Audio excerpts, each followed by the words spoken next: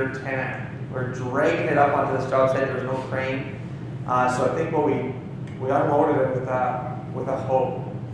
And so the hoe came with just whatever rigging we had. And the rigging that we had was not long enough, and it really was not safe for us to be rigging off 18-meter rebar. So with 18-meter rebar, we had standard rigging, maybe at best 20 feet long. Okay? Let's do this one on board. We can use a little bit of math there.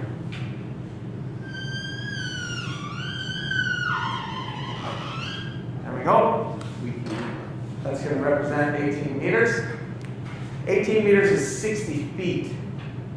So if I have 20-foot long slings, and I want them to drop down to each other and have a nice perfect 60-degree angle, I'm going to be 10 feet off center. So I'm going to be about here,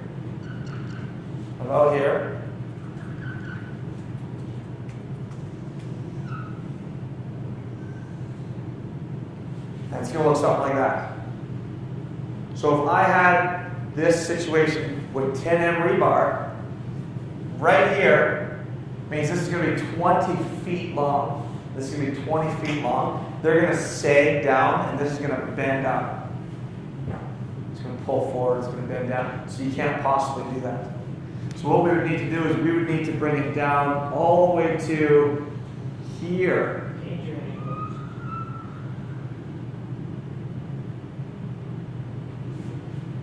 If we wanted to pick this up properly. Well, without it sagging, is what I mean. But now look at how my line lengthens. My line can't lengthen. It's only 20 feet. So really what it ends up being is it ends up being something more along the lines of that. Okay? Okay? It ends up being something along the lines of that. So now we have double the pressure on the slings. This looks like about a 30-degree angle. There's double the pressure on the slings. It's on flimsy bar. So now I'm pulling with all that force inwards, and it's only 10M.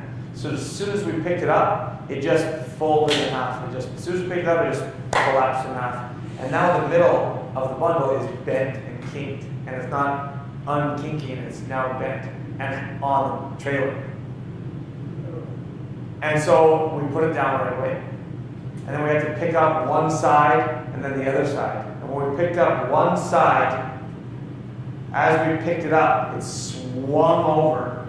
And we jumped like the Matrix off of the trailer. Because it was bent and it was swinging off. Yeah. And so it's super dangerous to be lifting. One, we were inexperienced at the time. Two, we did not have proper rigging. And three, we didn't have a proper crane or any help. We were in the middle of nowhere, and bundles of 18-meter 10M showed up with a hoe to unload it with 20-foot long, at the longest 20-foot long. And really, you're losing a good foot and a half dropping it there. So really, we're looking at like 18 feet long at the most. So it was a bad situation. So 10M, I would really want to have something more like 40 feet long. And so when I would find these in the future,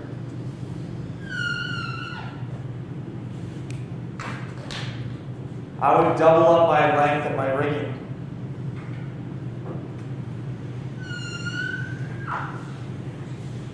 And I would come out like this.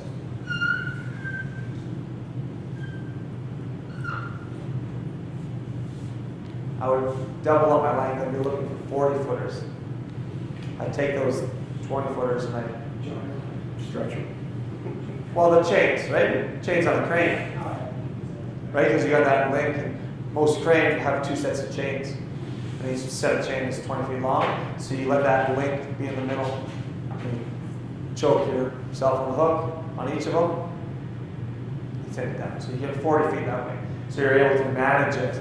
But nobody enjoys dealing with a 60-foot length of 10, 18 meters.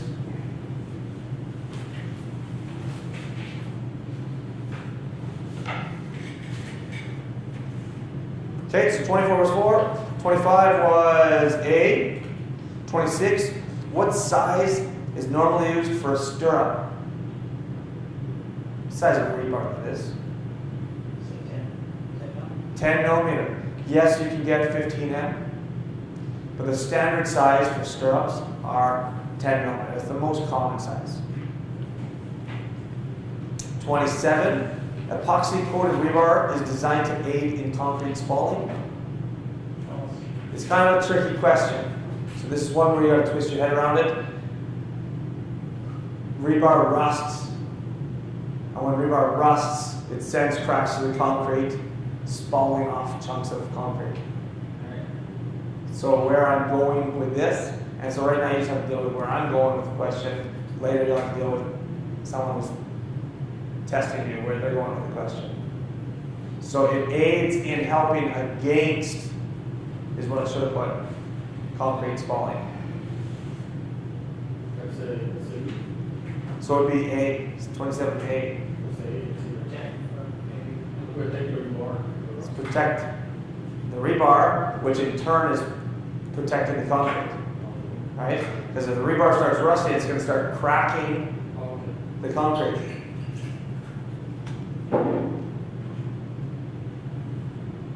Rebar cast against and permanently exposed to earth must have blank millimeter cover unless otherwise posted. 75. Yeah, when it's cast against earth, so when it's poured against earth, dirt, however they want to word it, when it's, my form is sand, dirt, mud, earth, rock, anything. I need 75 millimeters cover. That one, you want to highlight, you want to remember that one for sure. 29, how many bars tied together make a bundle? 3. That's right.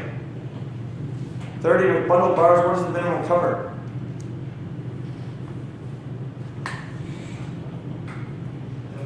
Same as a single bar.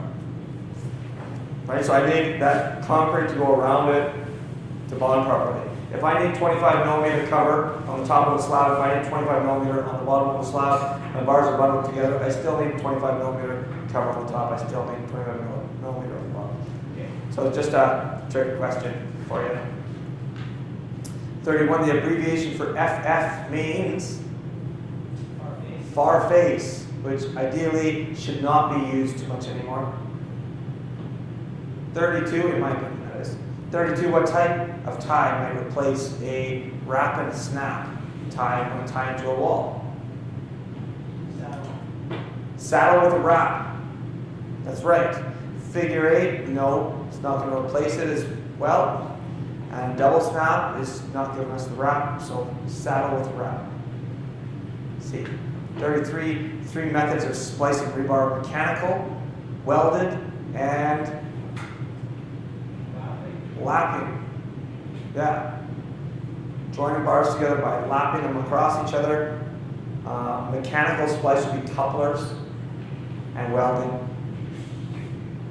34, how long is a piece of rebar used to make an 8 by 10 inch tie? So this is a tough one because I'm not telling you too much about it. So a tie, is that open or closed?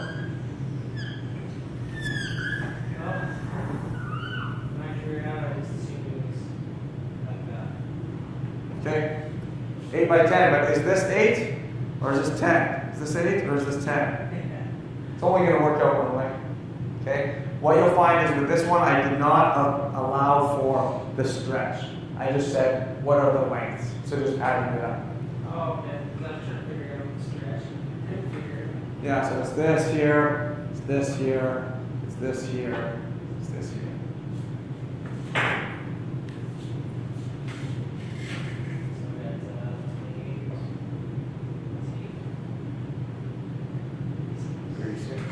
So that's 36. Okay.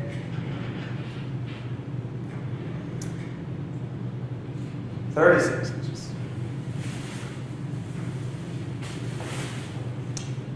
The number of each size bar corresponds to the number of eighths in the bar.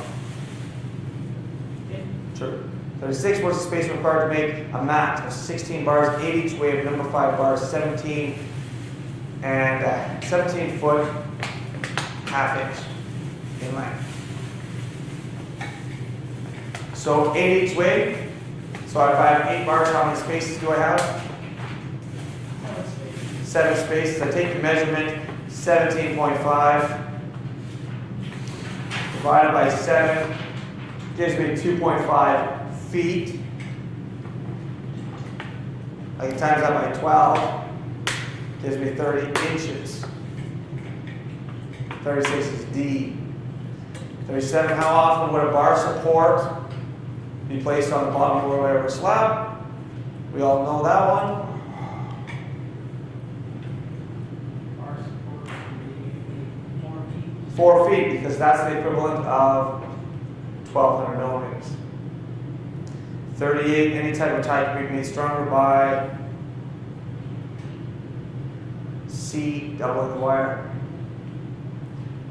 39, the word blank covers just about all horizontal members except for trusses. The beam. C. 40, what is the abbreviation for footing? FTG, D. 41, what is the order of color codes for the numbers? What is 0?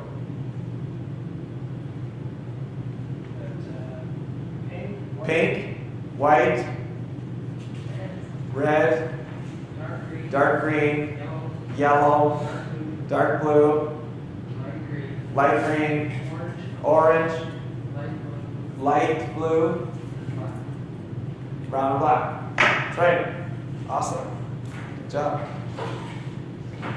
How many 8s are equivalent to a 10M piece of rebar? Silly question. Not quite. So 4 would be a ½ inch. And so really a ½ inch is like 12.5 millimeters. So really it's a silly question, but it's more aligned to 2 feet. So our 10M would be an American number 3 bar. 43, how would you rate epoxy rebar?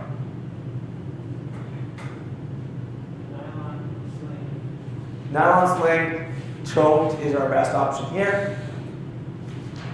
That's that. Okay, we'll go for a quick break. We only have 11 questions on this other one because you'll notice there's 22 questions on your post-tensioning, but it's just 11 and it's double printed. So it's not 22, it's 11. Let's go for a quick break. Grab a drink of water, and we'll come back to that one. And we're going to start anyway. Has to be 19 questions according to this algorithm. Not mine. So what's that? Not for you, but for me. Yeah, I can get 19. Oh, those, trust me, those are going to be your easy ones. Did you pause it?